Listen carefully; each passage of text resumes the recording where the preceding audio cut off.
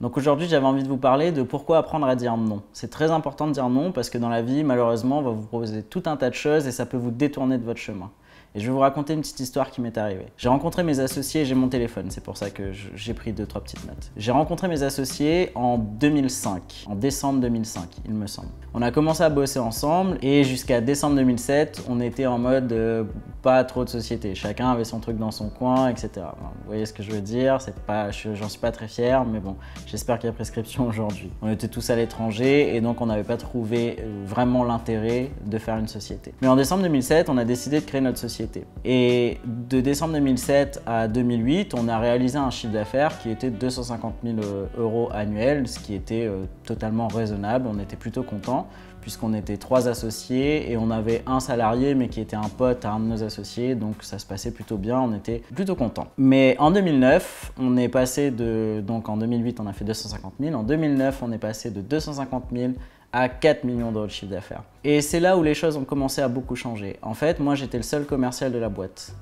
En gros, mes 2 associés étaient développeurs, le mec qu'on avait pris avec nous était designer et moi j'étais un peu le seul commercial. Et là, on a réalisé 4 millions d'euros de chiffre d'affaires et forcément on commençait à prendre de la place sur notre marché et j'ai été contacté par un gros groupe qui était donc un concurrent à nous, mais nous on était tout petits, hein, même à 4 millions on était vraiment tout petits. Et ce gros groupe m'a fait une proposition. Ils m'ont proposé 20 000 € net par mois pour quitter ma société actuelle dans laquelle j'étais associé, donc j'avais des parts. On m'a proposé 20 000 € net pour les rejoindre et pour lâcher ce que j'avais commencé à créer et pour aller travailler pour eux pour faire la même chose. Je vous cache pas qu'à l'époque, j'ai beaucoup réfléchi. Je me payais, je crois, 1 750 € brut, 1 750 € ou 2 100. Je me souviens plus exactement, donc je ne veux pas vous dire de bêtises, mais je me payais 1 750 ou 2 100 et je vous cache pas que 20 000 € net, c'était une très grosse somme. Donc j'ai beaucoup réfléchi, j'en ai discuté avec mes parents, mes amis, un de mes associés parce qu'avec l'autre c'était un petit peu tendu donc forcément ça m'aidait pas non plus à prendre la meilleure décision.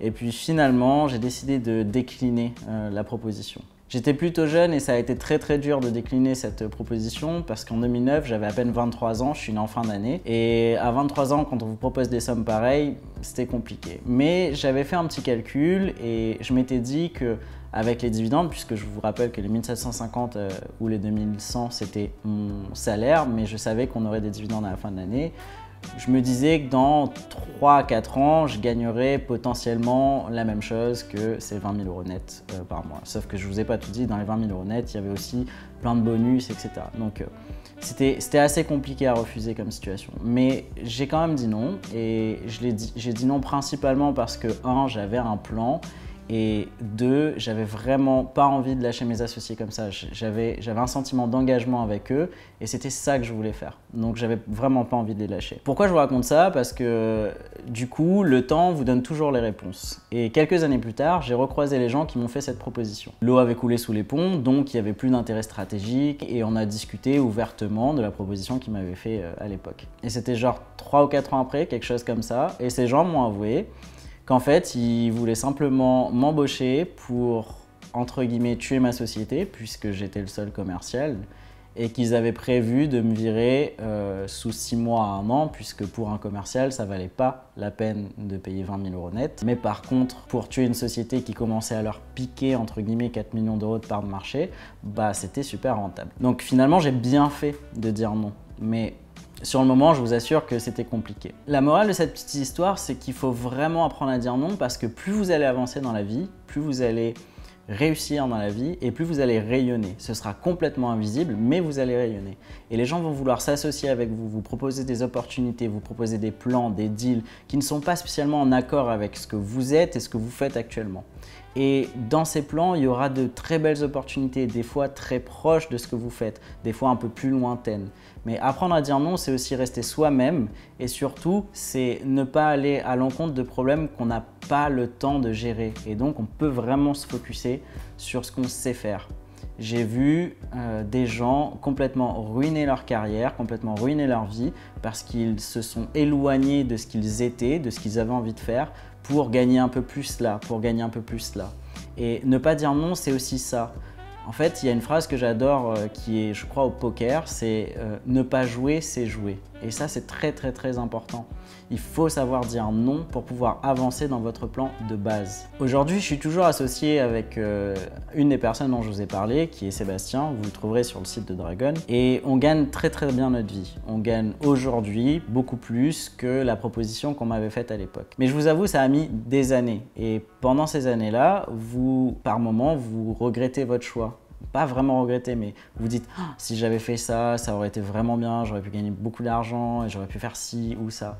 Mais ne pensez pas comme ça en fait. Refuser des opportunités, c'est vraiment continuer son plan et ne pas avoir d'obstacles dans la vie. Donc il ne faut pas dire non à tout. Et aujourd'hui, moi je vous ai parlé d'une situation, mais je vais quand même essayer, j'ai pris des petites notes, je vais quand même essayer de vous apprendre à dire non dans votre vie privée ou dans votre vie personnelle, enfin pour essayer d'identifier quand est-ce qu'on doit dire non. Donc avant de répondre, quand on vous propose quelque chose, que ce soit dans la vie privée, genre est-ce que tu peux m'aider sur un déménagement, ou dans la vie professionnelle, est-ce que ça te tenterait de faire ça alors que c'est pas du tout votre cœur de métier, essayez de faire ceci. Vous réfléchissez vraiment avant de répondre. Est-ce que oui ou non, vous avez l'envie de le faire déjà? Ça, c'est super important. Si un pote vous propose, vous demande un service et que finalement vous n'avez pas du tout envie, ça sert strictement à rien de se forcer. Donc vous réfléchissez bien avant de répondre.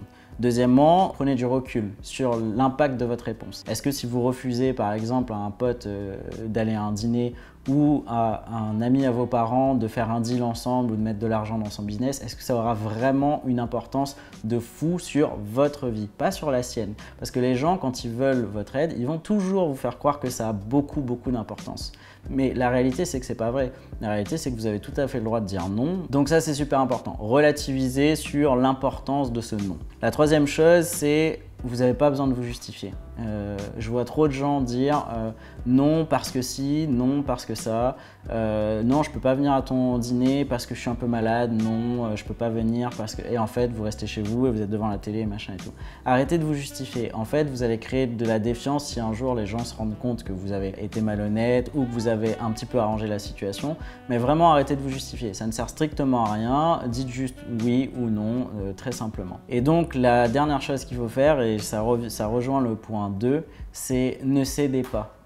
Si vous sentez vraiment au fond de vous que c'est non, et ben la personne va essayer de vous convaincre, forcément. Il va essayer de vous dire c'est vraiment un bon plan pour toi, tu vas pouvoir gagner de l'argent, ou faut vraiment que tu m'aides, sinon t'es pas un ami, etc. Ne cédez pas à ce genre de choses. Si votre cerveau vous dit non, c'est que vous devez dire non et vous serez beaucoup plus honnête et intègre à juste dire non, tout simplement. Donc j'ai essayé de vous faire un petit story time aujourd'hui en vous racontant une petite chose qui m'est arrivée. Et la morale de l'histoire, c'est vraiment d'apprendre à dire non, de rester vous-même et d'être en raccord avec votre personnalité, avec vos choix. Il faut savoir être intègre et honnête, et dans cette intégrité, dans cette honnêteté, tout le monde ne peut pas dire oui.